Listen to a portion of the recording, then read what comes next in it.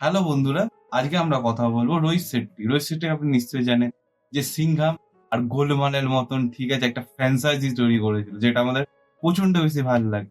কিন্তু হঠাৎ করে কি হলো যে এখন আমাদের রোহিত শেট্টির মুভি প্রচন্ড বেশি ক্রিঞ্জ আর আমাদের ভাল লাগে না। সেই ব্যাপারে আজকে আপনাদের সাথে কথা বলছি। চলো শুরু করা যাক আজকের ভিডিওটা। রোহিত শেট্টি এমনই একটা নাম, মানে তার নাম শুনলেই আগে সব সিনেমা হলে যেত, ফ্যামিলি অডিয়েন্স সবাই যেত। কারণ রোহিত শেট্টির সিনেমা দেখলে আমরা একটা ভরপুর একটা এন্টারটেনমেন্ট পাবো, একটা ভালো কমেডি সিন পাবো, ভালো অ্যাকশন সিন পাবো। রোহিত শেট্টির সিনেমা আপনি যদি দেখেন তাহলে লজিক খুঁজলে হবে না। রোহিত শেট্টির সিনেমা বেশিরভাগ ইনলজিক্যাল থাকে এবং বেশিরভাগ রোহিত শেট্টির সিনেমা এন্টারটেনমেন্টের জন্য বানানো। রোহিত শেট্টি অ্যাসিস্ট্যান্ট ডিরেক্টর হিসেবে কাজ করতো, ঠিক আছে। সে অনেক ডিরেক্টরের সাথে কাজ করেছিল, কিন্তু তার ফার্স্ট মুভি আপনি যদি বলেন সেটা ছিল জামিন। সেটা 2003-এ বেরিয়েছিল।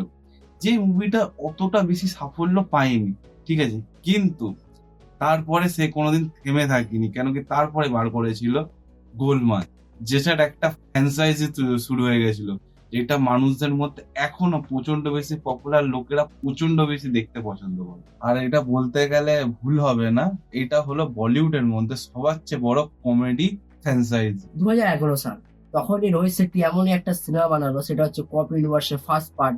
সেই সিনেমার নাম হচ্ছে সিংঘম, যেখানে অজয় দেবগন লিডে ছিল।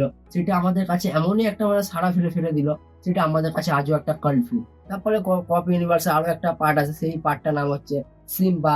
তারপরে সেকেন্ড পার্ট হচ্ছে আরো সূর্যবংশী। রোহিত শেট্টি ভিশন ছিল, ঠিক আছে, মার্ভেলের যেরকম সিনেম্যাটিক একটা ইউনিভার্স আছে, আমাদের ইন্ডিয়ার মধ্যে একটা যেন কফ ইউনিভার্স তৈরি করে। সেটার থেকে মাথায় করে, ঠিক আছে, আমাদের রোহিত শেট্টি একটা কফ ইউনিভার্স তৈরি করে। কেন রোহিত শেট্টির মুভি এখন লোকেরা প্রচন্ড বেশি ক্রিটিসাইজ করছে আর ক্রিঞ্জ টাইপের বলছে? তার রিসেন্টলি মুভি, ঠিক আছে, সিঙ্গেম এগেন, যেটা বেরিয়ে গেছে, ঠিক আছে, যেটা রিভিউ চলে এসেছে, আপনারা দেখতে পারেন আমাদের চ্যানেলে। আপনি যদি সিঙ্গাম এগেন যদি আপনি দেখেন, তাহলে আপনি বুঝতে পারবেন, ঠিক আছে, আপনি স্টোরি ওয়াইজ নতুন কিছু পাচ্ছেন না, ঠিক আছে। সেই রিপিটেটিভ জিনিস, ঠিক আছে, আপনি যেটা মানে ধরে নেন 10 বছর আগেকার দেখেছিলেন, ঠিক আছে, সেই জিনিস আপনি এখন দেখছেন, সেই রিপিটেটিভ ফর্মুলা। তাই জন্য লোকেদের আর সেই জিনিস ভাল লাগছে না। আপনি যদি দেখেন রোহিত শেট্টির মুভি, ঠিক আছে, সিঙ্গাম এগেন, যে আপনি নতুন কিছু, প্রথম কথা তো আপনি পাচ্ছেন না। আপনি যদি সাউথ বলুন বা বলিউড বলুন, আপনি দেখবেন একটা নতুন ধরনের নতুন কিছু জিনিস, স্টোরি ওয়াইজ হোক, সিনেমাটোগ্রাফি হোক, অ্যাকশন ওয়াইজ আপনি নতুন কিছু পাচ্ছেন। কিন্তু আপনি রোহিত শেট্টির মুভিতে সেই ওল্ড স্কুল জিনিস পাচ্ছেন। তাহলে আপনি বলুন না কেন আপনার মুভিটা পছন্দ হবে? আপনি আগে রোহিত শেট্টি কমেডি সিনেমাগুলো দেখে নিন, যেরকম কি গোলমাল, অল দ্য বেস্ট, তারপরে সানডে। এইসব সিনেমার মধ্যে একটা মানে কমেডি ব্যাপারটা ছিল। কিন্তু রোহিত শেট্টি এখন যে সিনেমাটা এসছে সার্কাস, তার মধ্যে দেখুন কমেডি ব্যাপারটাই নেই। যেরকম কি রোহিত শেট্টির সার্কাসে এগুলো একটা অনেকটা ক্রিঞ্জ টাইপের লাগছে, মানে দেখতে ইচ্ছাই করছে না এরকম ব্যাপার। যেমন ওই সিনেমা যেমন কালার গেডি, মানে 2024-এ দাঁড়িয়ে আমি দেখছি তো মানে 1972 সালের সিনেমা দেখছি, এরকমই ব্যাপারটা।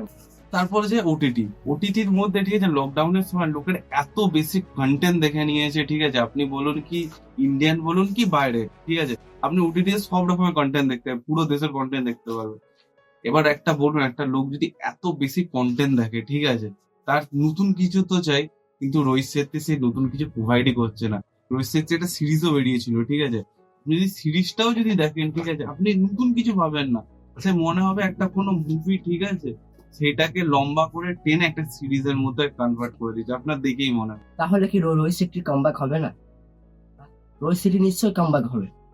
রোহিত শেট্টির সিনেমায় সবার থেকে বড় কথা হচ্ছে গল্পের উপরে রোহিত শেট্টিকে খাটা উচিত, অ্যাকশন সিনের উপরে খাটা উচিত, মানে নতুন কিছু অ্যাকশন সিন, যেরকম কি আমাদের অ্যাটলি কুমার, লোকেশ কানাগাজ, ওই রকম ধরনের সিনেমা যদি বানান, তাহলে রোহিত শেট্টি আজও আমাদের কাছে কাল্ট হয়ে দাঁড়াবে। এরকম যদি ইনফরমেটিভ ভিডিও আপনাদের পছন্দ হয়, তাহলে কি বেশি কিছু করতে হবে, চ্যানেলটা খালি সাবস্ক্রাইব করে দেবেন আর শেয়ার করবেন আর নিচে কমেন্ট করে দেবেন আপনার বক্তব্য কি রোহিত শেট্টিকে নিয়ে।